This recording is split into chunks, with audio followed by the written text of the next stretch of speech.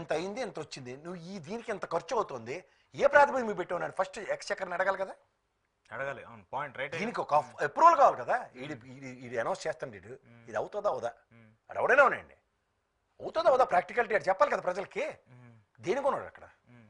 బుద్ధభవన్లో తపస్సు చేసుకోవడానికి ఇక్కడ కూర్చుని యాక్సెప్ట్ చేయకూడదు కదా, రైట్ ఉంది. ఉంటది, లేకుండా ఎలా ఉంటది? ఏమీ లేకుండా ఎందుకని ఈ ప్రజాస్వామ్యం ఇలాగెందుకు ఉంది? ఇప్పుడు ఏదో ఇప్పుడు మనం అభివృద్ధి చెందుతూ ఉన్న దేశమే కదా సార్. కారణం ఈ రాజకీయ వ్యవస్థతో మనం మోసపోయి సస్తున్నాం అనే కదా సంవత్సరాల తరబడి మనం మాట్లాడుకుంటుంది. అవును. దీనికి ఎక్కడో దగ్గర బ్రేక్ ఏమైనా ఉండాలి కదా. ప్రతిసారి మనం వెళ్ళి చొక్కెట్టించుకోవడం, అల్లడికేసానంటే ఆడేది ఈడీని ఎత్తుక్కుని సావడమే కదా. పందా మార్చొచ్చు కదా. మానబోడు శాసనం గారే కదా ఒకసారి చేశారు ఒక విప్లవం. అలాంటి విప్లవాలు తేడానికి ఏమి దేనికి ఒక ఇండిపెండెన్స్ స్వతంత్రం ఎవరిని పరిస్థితి అలాంటి పరిస్థితి కూడా లేదు. లేదు కాదు, మనం ప్రజలుగా మనం తిరగబడక ఏంద్ర ఇదని అలా ప్రపంచంలో ఎలక్షన్ కమిషన్ ఈవీఎంలు శవయాత్రలు అమరావతిలోనే అక్కడ మహారాష్ట్రలో చేసుకొని తిరగబడ్డారు. అలా కాకుండా ఎలక్షన్ కమిషన్ దగ్గర కూర్చుని ఎలక్షన్స్ ముందు ప్రజలు ఈ కథా కమిషన్ గత 3 ఏళ్ళవి పెట్టు, ఎవరు మాట్లాడతారు? ప్రతిపక్షంలో వాళ్ళు మాట్లాడాలి. మళ్ళీ ఆలే కదా. రాజకీయ నాయకులను ముసుగులు తీయండి, ఫస్ట్ ప్రజలు అడగవలసింది. ప్రజలు వచ్చి బయటకు వచ్చి కొట్లాడేంత వాళ్ళకు ఉంటుందా? ఉండాలండి. అప్పుడు వీళ్ళు ఉన్నారు కదా ఖాళీగా తిరుక్కుని ఉద్యమాలు చేసి సాల్వా బ్యాచ్లు వాళ్ళు ఉంటారు కదా, ఇలాంటి వాటిలో ఎవరు అసలు తెమ్మనండి. ఓకే, విన్నాం కదా సోది కబుర్లు. ఎన్నాళ్ళు బట్టి రాష్ట్రాలు అడగొట్టినప్పుడు సోది అన్నాం, రాష్ట్రం విడిపోయిన తర్వాత రాష్ట్రానికి రాబోతుంది ఏటి రావట్లేదని సోది అన్నాం కదా. కనీసం ప్రక్షాళించుకుందాం మనం వ్యవస్థల్ని, ముందడికి ఏంటి ఎవరో ఒకళ్ళు. ఏముంది బయటకు వస్తే కేసులు సామాన్య ప్రజల మీద ఏమవుతాయి సార్? ఉద్యమాలు చేయకుండా కేసులు పెట్టకుండా ప్రజాస్వామ్య రక్షణలు ఎక్కడ జరగలే. ప్రజల పక్షాన ఉన్నప్పుడు కొన్నిటికి మనం అతీతం అవ్వాలి. కాకపోతే ఎప్పటికీ మనం భారతదేశం ఎప్పుడు అభివృద్ధి చెందుతున్న దేశంగానే చదువుకుంటూ కూర్చోవాలి. ఈ వ్యవస్థలు వరకు మనల్ని పరిరక్షిస్తున్నాయన్న భ్రమల్లో కూర్చుంటే అటానమస్ బాడీలుగా కొన్ని ఉన్నవి వాటి ఇండిపెండెన్సీని బయటకు ఎప్పుడైతే ప్రదర్శించట్లేదో చాలా ఇబ్బందులు ఉంటాయి. ఇప్పుడు అటానమస్ బాడీలో ట్రాన్స్పరెన్సీ ఉందా? అసలు ఉండాలండి. ట్రాన్స్పరెన్సీ లేదన్నారు, ఉందా? ఉంది. ఉండదు, చేయకపోతే మనం ఏం చేస్తాం? ఇప్పుడు మనకి ఇలాంటి దేశంలో శాసన్ గారు ఇలాంటి మహానుభావుడు పుట్టలేదా? ఆయన ప్రక్షాళించలేదా? ఆ తర్వాత మళ్ళీ పొలిటికల్ పార్టీస్కి ఈల్డ్ అయింది ఎలక్షన్ కమిషన్. అప్పుడు ఒకే ఒక్కడు ఉండి ఎలక్షన్ చీఫ్ ఎలక్షన్ కమిషన్ ఆయన శాసన్ గారి తర్వాత పొలిటిసైజ్ చేయడానికి ఒక విషయాన్ని ఒక డెలిబరేషన్ డిఫర్ చేయడానికి ముగ్గురిని ప్రతిష్ఠించారు. చీఫ్ జస్టిస్ దానికి మళ్ళీ పర్మిషన్స్ ఎవరిని ఏంటి పెట్టాలి, ఏం చేంజ్ చేయాలి, అవన్నీ అది ప్రొసీజరల్ డ్రివెన్ అండి. ఒకసారి వాళ్ళు పొలిటికల్ క్లస్టర్స్లోకి పోతే ఇంకెవ్వరూ ఏం చేయలేరు. ఇప్పుడు already political clusters except courts తప్పితే మిగతాయి కూడా అన్ని పొలిటికల్ క్లస్టర్స్. ఈడీ అయినా సిబిఐ అయినా ఇంకోటైనా అన్ని అలానే ఉన్నాయి కదా. అదే గౌరవ సుప్రీంకోర్టే ముట్టికెళ్ళేస్తుంది. సుప్రీంకోర్టును కూడా మళ్ళీ ఖండిస్తూ కొన్ని మీడియా ఛానల్స్లో మాట్లాడే కూడా వస్తారు. సో కంక్లూడ్ చేస్తూ టీటీడీ నిన్న ఒక జర్నలిస్టులకు సంబంధించి కొంతమంది మీద కేసులు పెట్టింది ప్రసాద్ గారు. చాగంటి కోటేశ్వర గారిని డీఫేమ్ చేస్తూ డీగ్రేడ్ చేస్తూ మాట్లాడారని చెప్పేసి దాని మీద నేను స్పందిస్తారా? ఏమని స్పందించలేదు. చాగంటి కోటేశ్వర గారికి అయితే ఎవరు అవమానం చేసే అంత దమ్ము ధైర్యం ఆంధ్రప్రదేశ్ రాష్ట్రాల్లో, తెలుగు రాష్ట్రాల్లో ముఖ్యంగా, లేదంటే దేశవ్యాప్తంగా ప్రపంచవ్యాప్తంగా ఆయన ఎవరు కాంట్రడిక్ట్ చేయలేరు. ఆయన ఎప్పుడు ఏది పడితే అది మాట్లాడరు. ఆయన బ్రహ్మాండమైన ప్రవచనాలు చెప్తారు. మంచి ప్రవచనాల్లో ఒక భగవద్గీత సారాంశం కానీ లేకపోతే లలిత సహస్రనామం యొక్క సారాంశం ఏదైనా ఆయన మాట్లాడారంటే రాముడు ఔన్నత్యం కానీ ఎవ్వరు అనవసరమైన కాంట్రవర్సీలు ఆయన ఉండరు. తర్వాత ఆయన చాలా సంయమనం పాటించే మనిషి. బిలో ఆయన ఉద్యోగరీత్యా పనులు చేస్తూ ఆయన ప్రవచనాలు చెప్పడానికి వెళ్ళినప్పుడు కూడా ఆయన ఎప్పుడు he has not bothered for anything. అలాంటి అతీతమైన వ్యక్తి గురించి ఎవడు ధైర్యం చేస్తాడు? ఈ తొక్క తోటకూర పనికిమాల ప్రోటోకాల్ ఆయన మొదటి నుంచి నాకు దర్పంతో నేను వస్తే కాన్వాయ్ కావాలి, నాకు కారు కావాలి అన్న ఆయన మెంటాలిటీ అయితే మనం ఏదైనా మాట్లాడాలి. అరే ఆయనకి ఇప్పుడు నాకు తెలిసి ఈ జీరో ఉంటాడు చూడండి, ఏసీ మెర్సిడీస్ అలాంటి పంపిస్తేనే కానీ రాడు రియల్ ఎస్టేట్ వ్యాపారానికి. సో అంచేత అలాంటి బాధలు ఆయనకి లేవు. ఆయన చాలా బ్రహ్మాండంగా 10 మెట్లు కింద దిగి ఆయన మొదలు నిలబడి ఉంటాడు.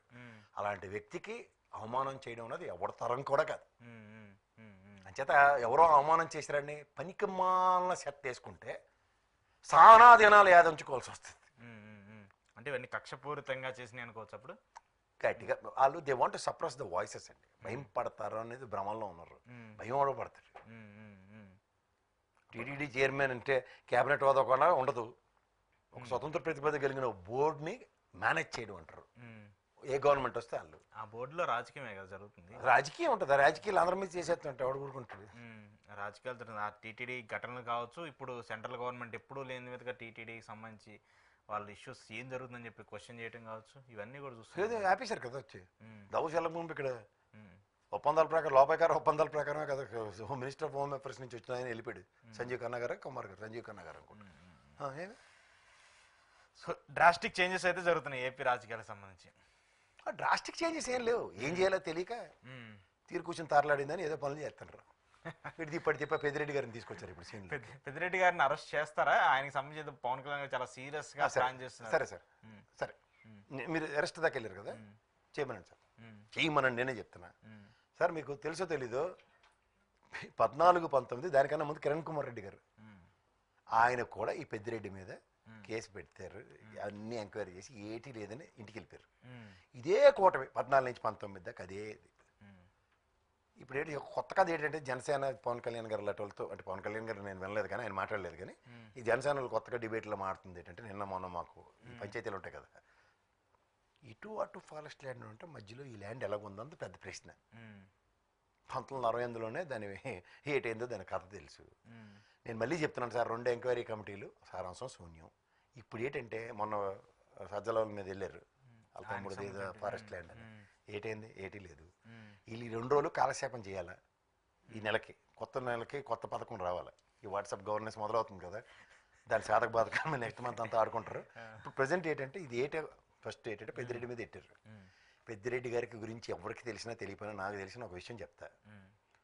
మీకు రాయలసీమలో రెడ్డి కల్చర్ కదా, రెడ్డి అన్నది ఒక వీటో రాజశేఖర రెడ్డి గారే అనుకుందాం. మీకు మళ్ళీ చెప్తున్నా, రాజశేఖర రెడ్డి గారిని నిలువరించడానికి ఒక గేమ్ చంద్రబాబు గారికి స్టార్ట్ చేసింది ఏంటంటే చిత్తూరు రెడ్లు రాయలసీమ రెడ్ల కింద బైఫర్కేషన్ వచ్చింది. కడప దాటిన కాడి నుంచి ఉందంతా చిత్తూరు. మళ్ళీ అప్పటి నుంచి స్టార్ట్ అయింది అమ్మనాడు మీ బ్రేక్ అయ్యి. యువతలు కిరణ్ కుమార్ రెడ్డి గారికి కూడా చొక్కలు చూపించిన ధీరుడు అంటే పెద్దిరెడ్డి, రాజశేఖర రెడ్డి గారికి కూడా కంట్లో నలుసు టైప్లో ఉన్నాడు. వాళ్ళ అబ్బాయి ఆర్ఎస్ఎస్ బ్యాక్గ్రౌండ్, మంచి సంబంధాలు, ఏవన్ కాంట్రాక్టర్ దేశవ్యాప్తంగా ఆయనకున్న సత్సంబంధాలతో ఇవాళ ఒక డైలాగ్ ఓపెన్ అయ్యి జగన్మోహన్ రెడ్డి గారితో వీళ్ళు ఎలానే ముందుకెళ్తున్నారు. ఇది రాజకీయ క్షేత్రంలో పెద్దిరెడ్డి గారిని ప్రతిష్ఠించిన కర్త కర్మక్రియ చంద్రబాబు నాయుడు గారికి దక్కుతుంది. సో అలాంటి నేపథ్యంలో ఆయన మీద ఏదో చర్యలు ప్రతి చర్యలు ఊహకు అందనివి నేనైతే ఊహించుకోను కూడా. ఇది ఒక కేవలం ఒక టెంపరీ రిలీఫ్ కోసం చేస్తున్నాను ఒక గేమ్. ఇది దావోస్ది ఇలాంటివి ఎక్కడ చర్చనీయాంశాలు అవ్వకుండా ఇప్పుడు పెద్దిరెడ్డిని తెచ్చారు దీనిలోకి. రైట్, చూద్దాం మరి దానికి సంబంధించి కాన్సిక్వెన్సెస్ ఎలా ఉంటాయి. Thank you. ఏముండవు, ఉంటాయని అడవడపడ్డవే తప్ప. ఏమో ఉండొచ్చేమో, ఎవరో తెలుసు. చంద్రబాబు నాయుడు గారు అరెస్ట్ చేస్తారు అనుకున్నారు అప్పుడు. ఏంటి చంద్రబాబు నాయుడు గారు అరెస్ట్ అంటే ఇన్వర్టబుల్ సిచ్యువేషన్స్. ఇప్పుడు నిన్న అలా పేపర్ అనుకుంటారు ఏంటి, ఇప్పుడు సిఐడి అధికారులను మార్చేసి వీళ్ళు నచ్చిన రిపోర్ట్లు రాయించుకుంటారంటే మరి అప్పుడు ఏడు చేశారన్నది ప్రశ్న అవుతుంది. అలాగే అలాంటి కాంట్రవర్షియల్ స్టేట్మెంట్స్ కాకుండా జనరలైజ్ చేసినప్పుడు గత ఇప్పుడు అన్నదాన్ని ఒక్కసారి వెనక్కి వెళ్ళి ముందుకు వెళ్తే ఇది ఇక్కడ అదే కలెక్టర్ ఆఫీస్ మదనపల్లిలో తగలెట్టిన కానీ ఇదే పంచాయతీ అవుట్కమ్ ఏది మెయిన్ రెస్పాన్స్ రావట్లేదు. ఏం జరిగింది సార్? ఒకటి సిస్టంలో సిస్టమేటిక్గా వెళ్ళే వాళ్ళు చాలామంది ఉంటారు, సిస్టంతో ఆడుకునే వాళ్ళు చాలామంది ఉంటారు. ఇవన్నీ ఒకతాన్ పీసులే.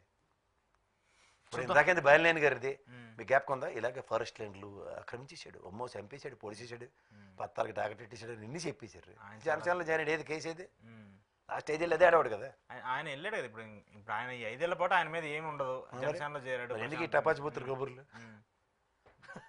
ఇప్పుడు ఇప్పుడు పార్టీలు ఎందుకు మారుతారు? ఈ కేసుల నుంచి తప్పించుకోవడానికి? ఎవడు మారుతాడండి? ఎవడు మారేది? చాలా మంది బాలినేని గారు ఇప్పుడు ఎందుకు మారారు? ఆయన అడగండి. జగన్మోహన్ రెడ్డి విమర్శల మీద ఆయన చేసి ఏదో అర్ధరాత్రి సంతకాలు పెట్టించారు, బయటకు వచ్చి మాట్లాడారు. జీవితంలో చేసిన పనికొచ్చిన పని అదొకటి, అర్ధరాత్రి సంతకం. ₹2.49 యూనిట్ కరెంట్ దొరుకుతుంది. క్రెడిట్ తీసుకోమండి. అర్ధరాత్రి అయినా పని చేసినందుకు ధన్యవాదాలు చెప్తున్నాను. ఎవడికి ఉపయోగం సార్ అలా వెళ్తాను. Right sir, thank you very much. ఇది కేఎస్ ప్రసాద్ గారితో స్పెషల్ ఇంటర్వ్యూ. చూస్తూనే ఉండండి ప్రజా చైతన్యం.